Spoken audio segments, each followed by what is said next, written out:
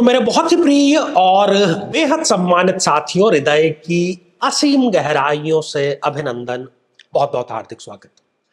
साथियों, कुंडली मिलान के लिए जब आप एक सुयोग्य वर या वधु की तलाश कर रहे होते हैं, तब आपके अपने पैरामीटर होते हैं, कुछ भौतिक होते हैं कि रंग कैसा हो, लंबाई कैसी हो, नौकरी हो, व्यापार हो, घर कैसा हो, विदेश में सेटल हो, वगैरह वगैरह। इसके अलावा थोड़े और जो जागरूक लोग होते हैं वो कुंडली मिलान को प्रेफरेंस देते हैं। लेकिन इनमें से कई लोग ये गलती करते हैं कि वो केवल गुण मिलान को ही कुंडली मिलान समझ लेते हैं, जो कि गुण मिलान केवल 20 से 25% हिस्सा है किसी भी कुंडली मिलान का। साथियों, वैसे तो हर एक जातक या जातिका को विवाह के पूर्व कुंडली मिलानी ही चाहिए, लेकिन कई लोगों के मन में यह प्रश्न होता है कि पहले कोई कुंडली मिलान नहीं करता था, फिर भी उनके दाम्पत्य जीवन ठीक है, सही है, अभी तक चल रहे हैं, तो बाय डिफॉल्ट उनकी कुंडली मिली हुई ही होती है। दूसरा, देश काल और परिस्थिति भी कोई चीज होती है। ये जो विशिष्ट श्रृंखला है जिसका आज तीसरा एपिसोड हम लेकर के आए हैं, ये खासतौर पर उन जातकों के लिए है जिनको कुंडली मिलानी ही मिलानी है। कुछ ऐसे भी होते हैं कि कुंडली ना भी मिलाए तो भी उनके विवाह की गाड़ी चल पड़ती है। लेकिन कब दो ऐसे भावों को, जबकि आप बिल्कुल कॉम्प्रोमाइज नहीं कर सकते, और मैं चाहता हूं कि आप अविवाहित हैं तो आप अभी तक खुशकिस्मत हैं कि ये एपिसोड अभी आप पहले ही देख रहे हैं। और यदि आप जांच पड़ताल करना चाहते हैं, इस ज्योतिष नाम के विज्ञान को एग्जामिन करना चाहते हैं, तो फिर आप चाहे शादीशुदा हैं, अपनी कुंडली निकाल करके आप देखिए, जो बातें हम बता रहे हैं वो ठीक, सही और सटीक साबित होने ही वाली है।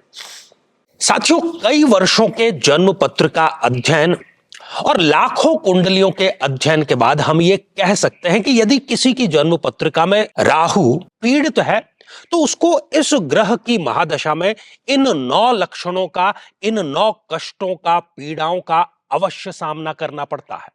ये भ्रम की स्थिति पैदा कर देता है। व्यक्ति ये निर्णय नहीं ले पाता कि उसके लिए सही क्या है, गलत क्या है, और यदि वो निर्णय ले भी लेता है तो वो निर्णय उसके लिए आत्मघाती साबित होता है।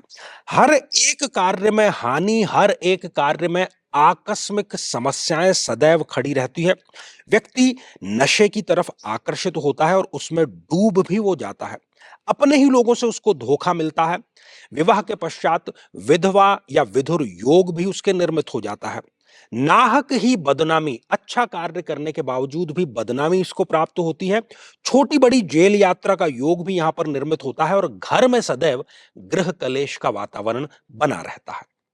लेकिन साथियों, यदि आप भी इन सभी कष्टों से स्थायी और सटीक मुक्ति प्राप्त करना चाहते हैं, तो उसका तरीका है इस ग्रह की महादशा मंत्र साधना दीक्षा, जो विशेष रूप से आपके नाम, आपकी जन्मतिथि के अकॉर्डिंग की जाएगी। और गुरु दीक्षा के माध्यम से अभिमंत्रित माला भी आपको प्रदान की जाएगी, ताकि न केवल ये सारे कष्ट दूर हों, बल्कि ये पूरी की पूरी महादशा आपके लिए शांतिदायक और सुख समृद्धिदायक साबित हो। तो आइए साथियों, एक जन्म पत्रिका के माध्यम से हम इसको जानने का प्रयास करते हैं। और ये जो जन्म पत्रिका है, ये मिथुन लग्न की जन्म पत्रिका है। मिथुन लग्न की ये क्यों है जन्म पत्रिका? क्योंकि ये 3 नंबर से प्रारंभ हो रही है। 3 नंबर मिथुन राशि होती है, इसलिए लग्न में 3 नंबर होने के कारण इसको हम कहते हैं मिथुन लग्न की जन्म पत्रिका। तो विवाह के लिए खास तौर पर अधिकांश लोगों के लिए, शायद 80-90% लोगों के लिए, संतति उत्पत्ति और दाम्पत्य सुख, ये दोनों तो होना ही चाहिए। और किसी मुद्दे पर चाहे कोई चीज आगे पीछे हो जाए, तब भी विवाह की गाड़ी चल पड़ती है। तो सबसे पहले आप ये देखिए कि मिथुन लग्न की जिस किसी भी जातक या जातिका की जन्म पत्रिका होती है, उसमें जो पंचमेश है, पंचम भाव के जो लॉर्ड हैं, जो स्वामी हैं, वो बनते हैं शुक्रदेव। और पंचम भाव जो है वो संतान का भाव है, संतति का भाव है, वंश वृद्धि का भाव है। यदि किसी जन्म पत्रिका में स्वयं शुक्रदेव उठ करके छठे, 8वें या 12वें जाकर विराजमान हो जाए, ये स्थिति हो, या फिर पंचम भाव में कोई ना कोई मारक ग्रह हो। 3 मारक ग्रह हैं इस जन्म पत्रिका में, एक चंद्रमा, एक सूर्य और एक मंगल। इन तीनों में से 1, 2 या 3 जितने अधिक होंगे उतनी यहां पर चिंता की बात है। तो इन दोनों ही प्रकार की परिस्थितियों में संतति उत्पत्ति में, गर्भ अवस्था में, संतान प्राप्ति में बाधा अवश्य आती है। तो अब इसका इलाज क्या है, इसका उपाय क्या है? जिस किसी भी जातक या जातिका की जन्म पत्रिका में इस प्रकार का योग है, उसको अपने लिए ऐसा जीवन साथी चुनना है जिसका पंचमेश बहुत अच्छे भाव में विराजमान हो, बहुत बलशाली हो, अच्छी डिग्रियों के साथ में वो रिलेट कर पाता हो। तो ये समाधान हो गया, बैलेंस हो गया। दूसरा अब आते हैं हम दाम्पत्य जीवन पर। साथियों, इस मिथुन लग्न की जन्म पत्रिका में दाम्पत्य जीवन अर्थात सप्तम भाव के लॉर्ड स्वयं गुरुदेव बृहस्पति बनते हैं।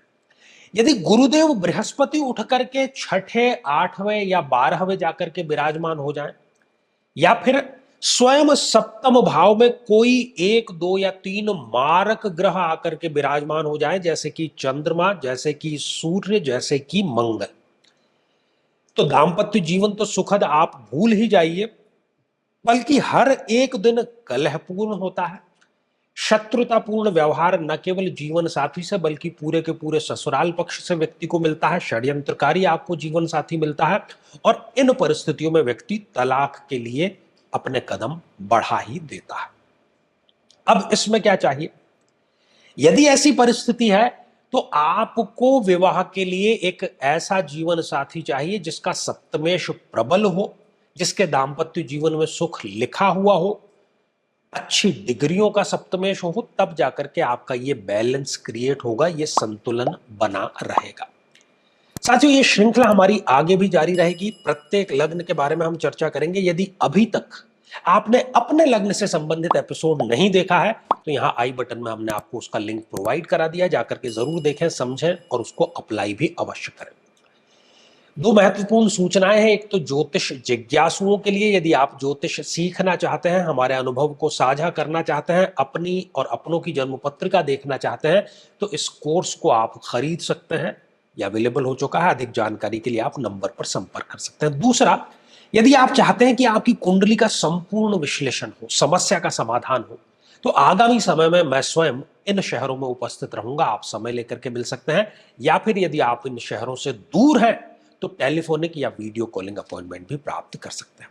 तो साथियों, आज के लिए केवल इतना ही, और इसी मंगल कामना के साथ में कि आप सभी स्वस्थ, समृद्ध और शांतिपूर्वक जीवन व्यतीत करें। नमस्कार।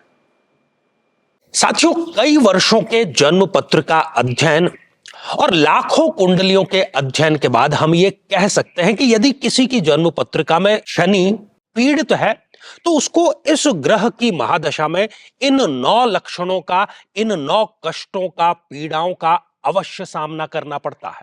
व्यक्ति कर्मचारियों, खासतौर पर 4th क्लास के एम्प्लॉय से सदैव परेशान ही रहता है।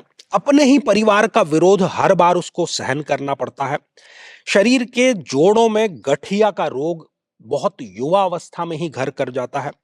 पूरी की पूरी ये दशा इनके लिए मृत्यु तुल्य कष्ट लेकर के आती है और हर एक कार्य में इनके देरी अवश्य होती है। झूठे इल्जामों का इनको सामना करना पड़ता है।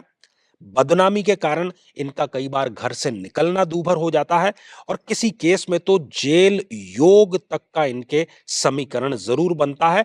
व्यक्ति कई बार आलस्य के चलते आवश्यक कार्य को भी टालता चला जाता है। लेकिन साथियों, यदि आप भी इन सभी कष्टों से स्थायी और सटीक मुक्ति प्राप्त करना चाहते हैं तो उसका तरीका है इस ग्रह की महादशा मंत्र साधना दीक्षा, जो विशेष रूप से आपके नाम, आपकी जन्मतिथि के अकॉर्डिंग की जाएगी और गुरु दीक्षा के माध्यम से अभिमंत्रित माला भी आपको प्रदान की जाएगी, ताकि न केवल ये सारे कष्ट दूर हों बल्कि ये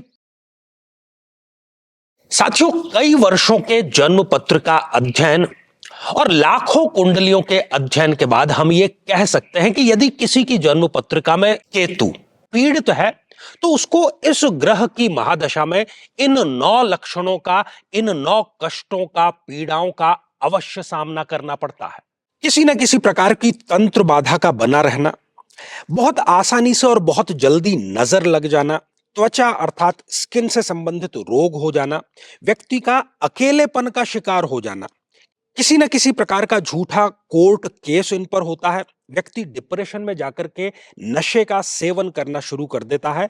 कितना ही अच्छा कार्य करे लेकिन उसके पक्ष में केवल बदनामी ही आ जाती है। शत्रु जिधर देखो उधर नए नए पैतरे अपनाते रहते हैं और व्यक्ति घर में भी गृह कलेश का शिकार होता रहता है।